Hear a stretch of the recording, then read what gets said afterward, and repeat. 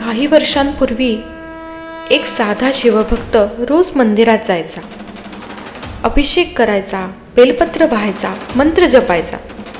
पण तरीही त्याच्या आयुष्यात समाधान नव्हतं. एक दिवस त्याने मंदिरातील वृद्ध पुजाऱ्याला विचारलं, मी इतकी भक्ती करतो तरीही महादेव माझं ऐकत का नाहीत? पुजारी हसले आणि शांतपणे म्हणाले, भक्ती चुकीची नाही, पण पूजेतील लहान चुका महादेवाची कृपा थांबवतात. त्या दिवशी त्याला कळले शिवपूजेचे 19 महत्त्वाचे नियम आणि काही महिन्यातच त्याच्या आयुष्यात बदल दिसू लागले. नमस्कार सर्वांना, स्वागत आहे तुमचं माझ्या श्रद्धेची पहाटे चॅनलमध्ये. आज आपण जाणून घेणार आहोत तेच 19 नियम जे तुमच्या भक्तीला पूर्णत्व देऊ शकतात. हर हर महादेव. भाग 1. अपर्णाशी संबंधित नियम. बेलपत्राची योग्य बाजू. बेलपत्राची गुळगुळीत बाजू शिवलिंगावर ठेवावी. अनेक भक्त नकळत उलट बाजू ठेवतात. भाव शुद्ध असला तरी पद्धत मात्र चुकीची ठरते. नियम 2. बेलपत्र शिळं होत नाही. तुळस किंवा बेलपत्र कधीच शिळं होत नाही. धुवून पुन्हा ठेवलं तरी चालतं, तर पूजा अधिक सात्विक ठरते. दोषयुक्त बेलपत्र टाळा. देवाला नेहमी सर्वोत्तम अर्पण करावं. 3 पासून 13 पानांपर्यंतची बेलपत्रे असू शकतात. जितकी जास्त पाने तितके ते श्रेष्ठ मानले जाते. तुटलेलं किंवा डाग असलेलं बेलपत्र टाळावं. पांढरे डाग, छिद्र, जाड देठ असलेलं बेलपत्र देठ तोडूनच अर्पण करावं. चंपा, केतकी वर्ज्य. सुंदर दिसत असली तरी शास्त्रात निषिद्ध फुले अर्पण करू नयेत. ही 2 फुले शिवपूजेत वर्ज्य मानली जातात. ताजी फुले अर्पण करावीत. ताजेपणा म्हणजे नवीन भक्तीची सुरुवात. महादेवाला नेहमी ताजी सुगंधी फुले अर्पण करावीत. शंकराला निळे कमळ अत्यंत प्रिय आहे. त्यांच्या अभावी कोणतेही कमळ चालू शकतं. भाग 2. पूजेतील आचरण. पूर्ण परिक्रमा करू नये. अभिषेकाचे पाणी जिथून बाहेर येते ती जागा ओलांडू नये. तिथूनच मागे फिरावे. सोमसूत्र ओलांडल्यास प्रदक्षिणेचा नियम मोडला जातो. मंदिरातील शांतता.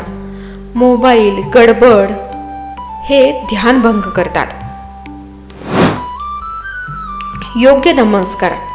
परंपरेनुसार नम्र प्रणाम श्रद्धेला पूर्णत्व देतो. शिवासमोर नम्रता सर्वात मोठी. महिलांनी साष्टांग नमस्कार न करता पंचांग प्रणाम करावा. ही शास्त्रपर परंपरा आहे. श्रद्धा आणि संस्कृती दोन्ही जपणं तेवढंच महत्त्वाचं आहे. गुरु नमस्कार. मंत्र दिलेल्या गुरूंचं स्मरण करावं आणि त्याच्यानंतर देवदर्शन घ्यावं. हेच भक्तीची ऊर्जा जागवतं.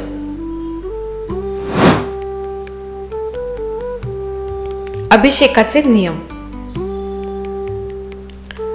अभिषेक पात्र तळहातावर. समर्पणाची भावना इथेच दिसते. जल अर्पण करत असताना पात्र तळहातावर ठेवावे. बोटांनी पकडू नये.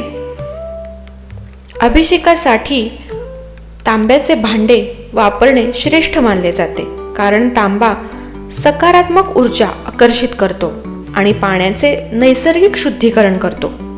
दूध आणि पंचामृत अभिषेकासाठी मात्र चांदी किंवा पितळेचे भांडे वापरावे. चांदी शीतलता आणि समृद्धीचे प्रतीक आहे, तर पितळ पूजेसाठी अत्यंत प्रभावी मानले जाते. पण एक महत्त्वाची गोष्ट मात्र लक्षात ठेवा. तांब्याच्या भांड्यात कधीही दूध ठेवू नका, कारण रासायनिक प्रक्रियेमुळे ते अपायकारक होऊ शकते. तसेच स्टील, लोखंड किंवा ॲल्युमिनियमची भांडी पूजेसाठी टाळलेली उत्तमच. योग्य वेळ. वेळही साधणं तेवढंच महत्त्वाचं आहे. श्रावण व महाशिवरात्री सोडून दुपारनंतर जलाभिषेक टाळावा.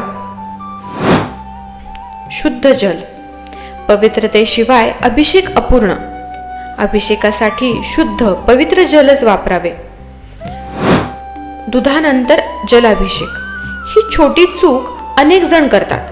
दूध अर्पण केल्यावर शेवटी पाण्याने शुद्धीकरण करावं. भाग 4.